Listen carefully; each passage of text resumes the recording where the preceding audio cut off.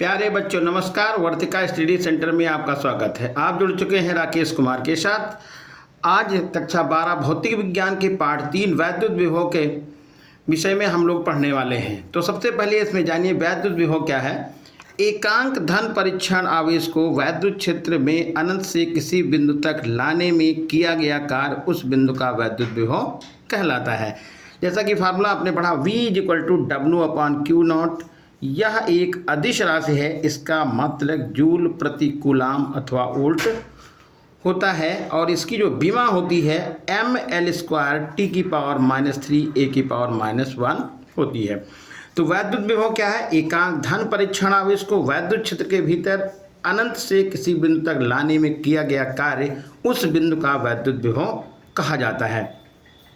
अब इसमें शुरुआत करते हैं एक डेरिवेशन से। डेरिवेशन कौन सा है। किसी बिंदु आवेश के कारण किसी बिंदु पर वैद्युत विभव। मान लीजिए यहाँ पर कोई एक प्लस Q आवेश बिंदु O पर रखा है, उससे R दूरी पर कोई बिंदु A है जहाँ पर हमको वैद्युत विभव निकालना है। तो क्या लिखा कि माना कि प्लस Q आवेश के परावर्तनांक वाले माध्यम में बिंदु O पर स्थित है और इससे R दूरी पर कोई बिंदु A है जहाँ पर वैद्युत विभव निकालना है। अब इसी के सीध में देखिए A से इसी के सीध में बिंदु B पर जिसकी दूरी O से X है परीक्षण आवेश धन परीक्षण आवेश Q0 को रखा गया है और इस परीक्षण आवेश पर Q0 और Q0 के बीच जो लगने वाला कूलाम बल होगा वो कितना होगा।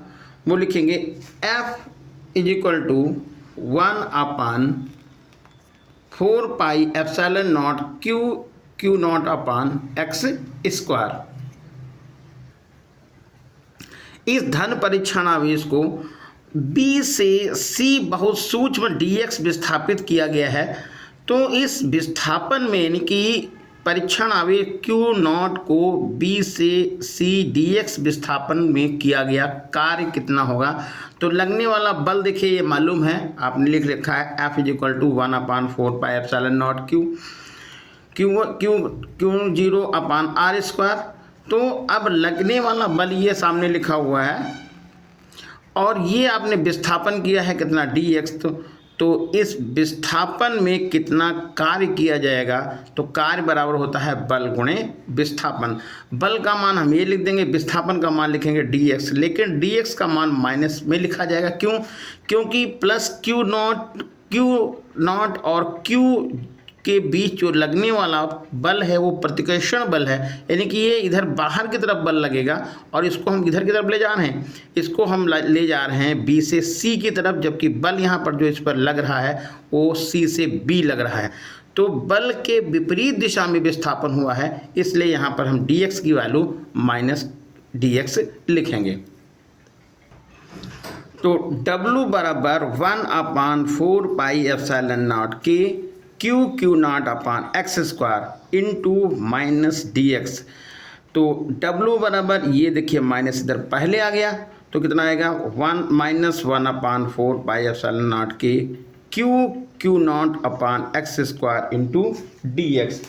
अब परीक्षण आवेश को अनंत से A तक लाने में किया गया कार्य लिखेंगे। परीक्षण आवेश को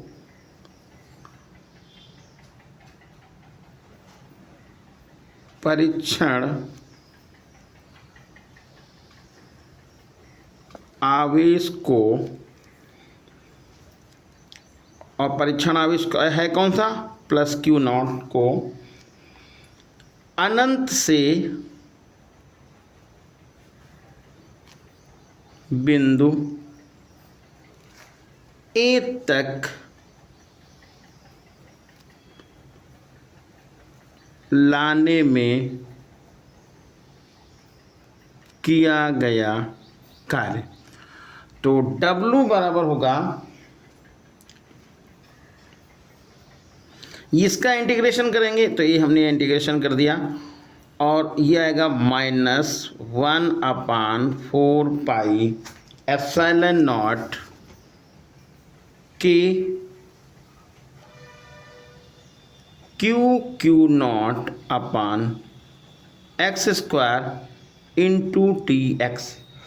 अब जो यहाँ लिमिट हम लिखेंगे वो लिमिट लिखेंगे, ये इसको हम अनंत से आर तक के, W बराबर, देखिए इसमें 1/4πε0 के क्यू नॉट, ये तो कॉमन चला गया, तो यहाँ पर लिख देते हैं 1/4πε0 के और क्यू नॉट तो हमने कॉमन ले लिया। अब बचा कितना, और यहाँ पर ये हो गया माइनस dx अपान एक्स स्क्वायर। लिमिट लिख देंगे, ये इन्फिनिटी टू आर है। अब इसका इंटीग्रेशन करेंगे तो W बराबर 1/4πε0 क्यू नॉट यहाँ पर लिखेंगे। अब इसका इंटीग्रेशन जब होगा तो ये 1/x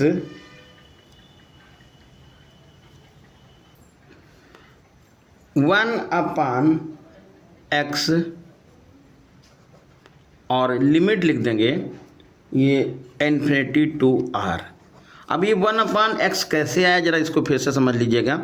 तो यहाँ अलग से लिख देते हैं, integration minus 1/x² into D x.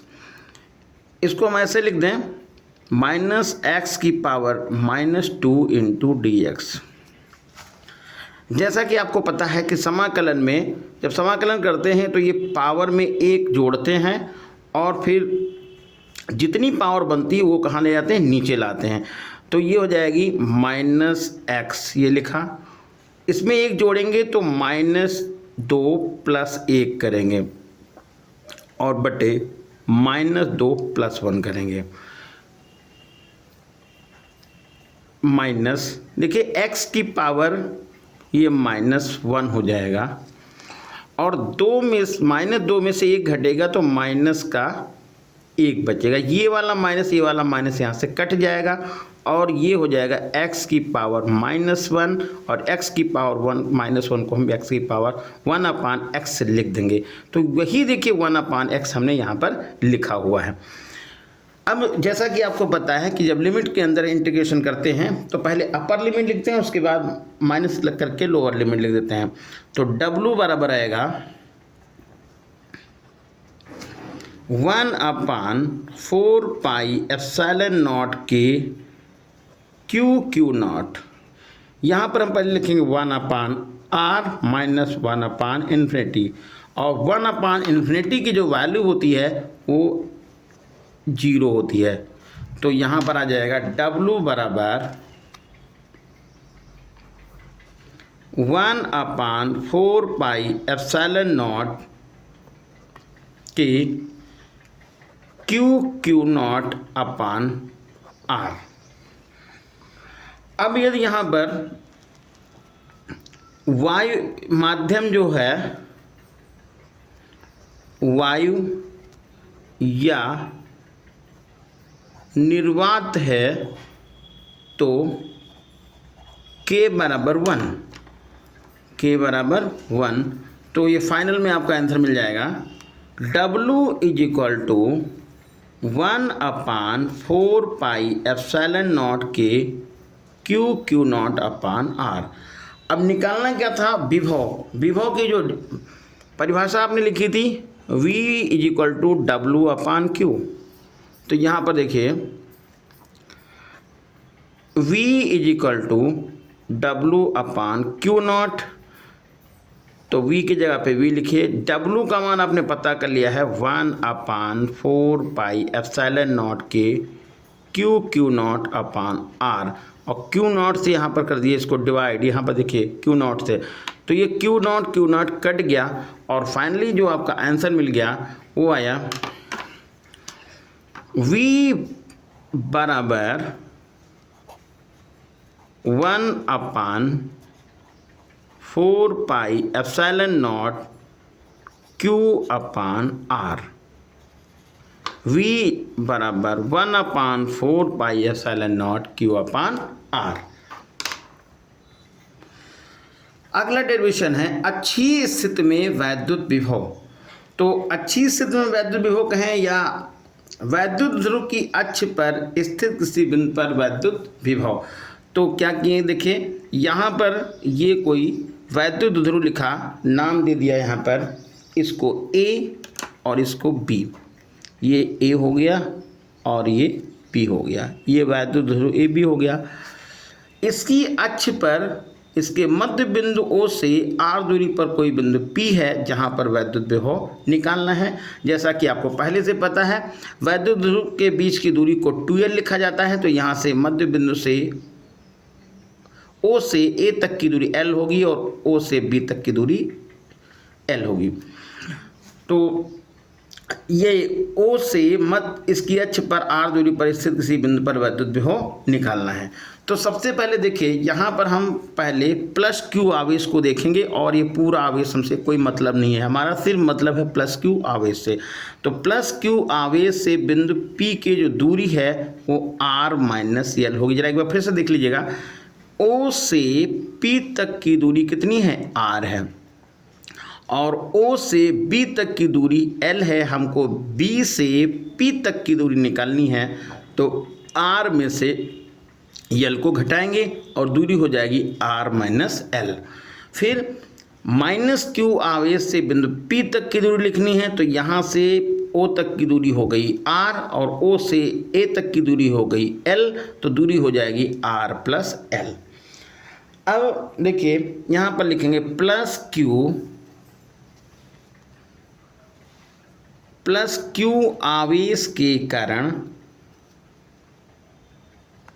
Plus Q आवेश के कारण बिंदु P पर वैद्युत विभव, इसको हम लिख लेते हैं बिंदु विभव V1 बराबर 1 अपान 4 पाई एप्सिलॉन नॉट के Q अपान दूरी थी R ये, और यहाँ से यहाँ तक की दूरी R माइनस L, जैसा कि आप पहले लिख के आए हैं R माइनस L। अब इसी प्रकार लिखेंगे माइनस Q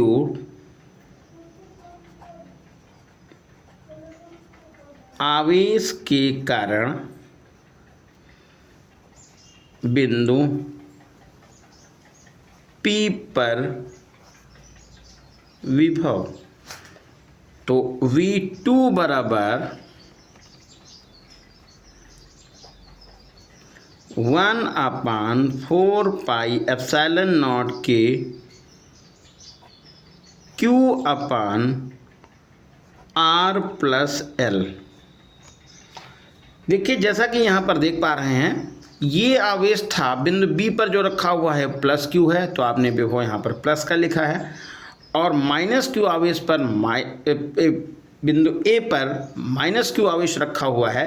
तो यहाँ पर हम जो आवेश के कारण माइनस Q आवेश के कारण जो विभव लिखेंगे वो V2 का मान यहाँ हम माइनस का लिखेंगे, ये माइनस हो गया।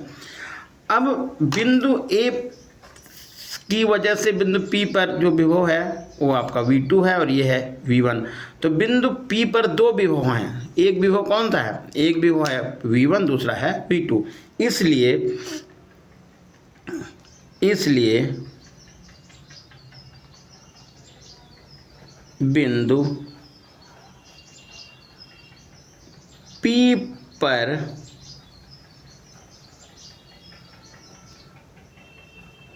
परिणामी विभव, तो परिणामी विभव क्या करेंगे, V is equal to V1 plus V2। V1 की जगह पर हम लिखेंगे 1 upon 4 pi epsilon naught Q upon R minus L, और देखिए यहाँ पर है तो प्लस, लेकिन V2 का मान माइनस होने की वजह से यह क्या हो जाएगा, माइनस आएगा। -1/4 पाई एप्सिलॉन नॉट के Q/R+L।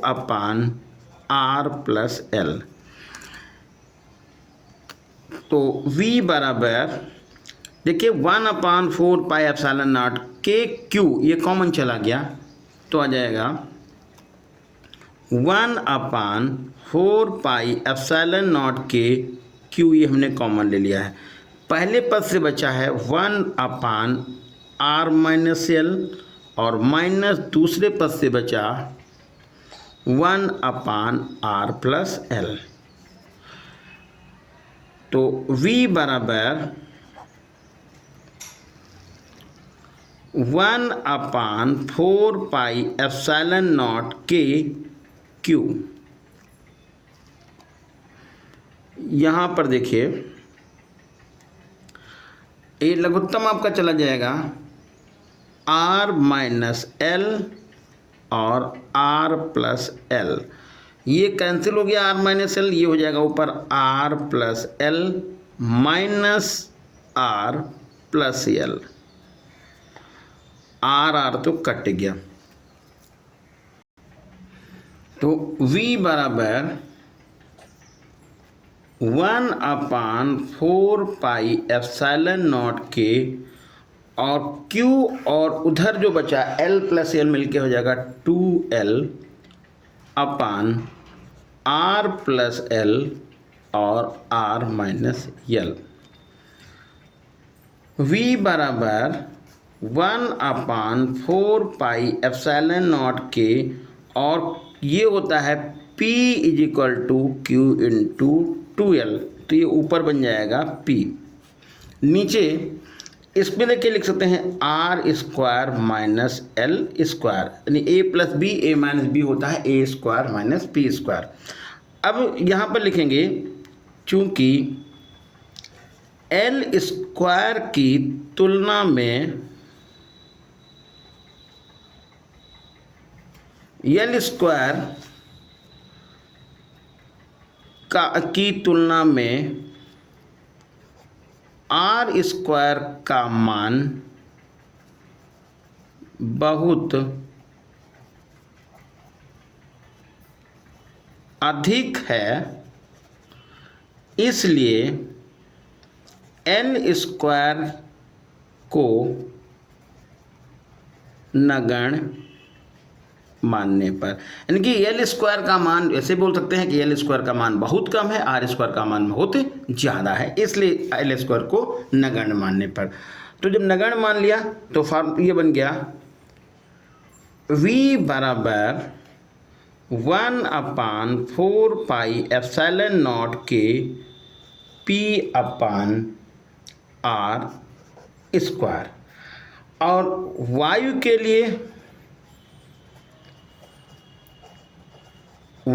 लिए K का मान 1 लिखा जाता है, तो वायु के लिए K की वैल्यू 1 हो गई। तो ये फार्मूला बन गया V = 1/4 पाई एप्सिलॉन नॉट के P/R²। ये हो गया अच्छी स्थिति में वैद्युत विभव का फार्मूला। और इसमें निरक्षीय स्थिति में वैद्युत क्षेत्र का विभव निकालना हो तो निरक्षीय स्थिति में वैद्युत विभव, ध्यान रखना है, निरक्षीय स्थिति में वैद्युत विभव का मान 0 होता है। अगला टॉपिक है स्थिर वैद्युत स्थितिज ऊर्जा। तो आवेशों के निकाय की वैद्युत स्थितिज ऊर्जा उस कार्य के बराबर होती है जो आवेशों को अनंत से लाकर निकाय की रचना करने में किया जाता है। आवेशों की निकाय की स्थितिज ऊर्जा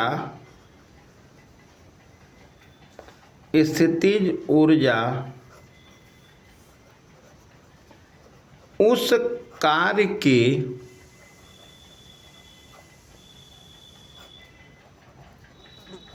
बराबर होती है जो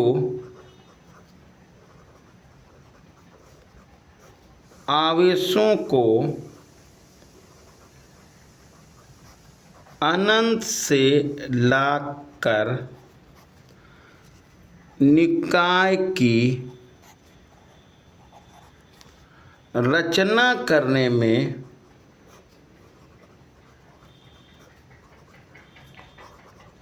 किया जाता है।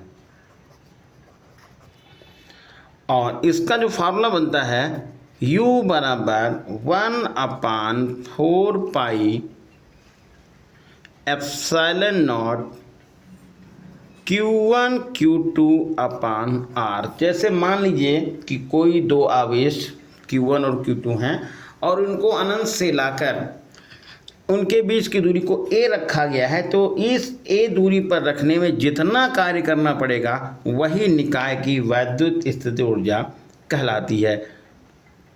जैसे दोनों आवेश यदि समान प्रकृति की हैं तो वैद्युत स्थितिज ऊर्जा इनकी बढ़ती है, और यदि असमान प्रकृति के हैं तो इनकी वैद्युत स्थितिज ऊर्जा घटती है। अगला है एक समान वैद्युत क्षेत्र में वैद्युत ध्रुव को घुमाने में किया गया कार्य। तो इसका फार्मूला आप ध्यान रखिएगा। एक समान वैद्युत क्षेत्र में वैद्युत ध्रुव को घुमाने में किया गया कार्य W बराबर होता है W बराबर PE1 minus cos theta. W बराबर क्या होगा PE1 माइनस cos थीटा। यदि वैद्युत ध्रुव को क्षेत्र की दिशा से 90 अंश घुमाया जाए तो किया गया कार्य होता है W बराबर PE, तो क्योंकि cos 90 का मान क्या होता है 0 होता है। और ये यदि 180 अंश घुमा दिया, जैसे मान लीजिए वैद्युत क्षेत्र इधर की तरफ है, वैद्युत क्षेत्र सपोज करिए कि ये वैद्युत क्षेत्र इस साइड से यानी कि लेफ्ट टू राइट है, वैद्युत क्षेत्र इधर की तरफ है, और हम इलेक्ट्रिक डाइपोल को ऐसे रख रहे हैं और इसको घुमा के इसको ऐसे घुमा के ऐसे कर दिया, यानी 180 अंश घुमाने में कितना कार्य करना पड़ेगा, तो 180 अंश घुमाने में क्या कार्य 2PE के बराबर होगा। तो 90 अंश घुमाने में क्या है कार्य 90 अंश घुमाने में किया गया कार्य, तो W बराबर PE1 माइनस cos थीटा। और यहाँ पर क्या करेंगे थीटा की वैल्यू ले देंगे कितनी 90, और W बराबर हो जाएगा PE1 माइनस cos 90, और cos 90 का मान तो 0 होता है, तो W बराबर कितना हो जाएगा W बराबर हो जाएगा PE। और यही यदि आपको 180 अंश इसको घुमाने के लिए कहा जाए कि थीटा बराबर कितना हो जाएगा 180 अंश, तो आएगा W बराबर 2PE। W बराबर कितना होगा 2PE। तो ये था आज का सेशन। आप लोग चैनल को शेयर कीजिए, सब्सक्राइब कीजिए। धन्यवाद।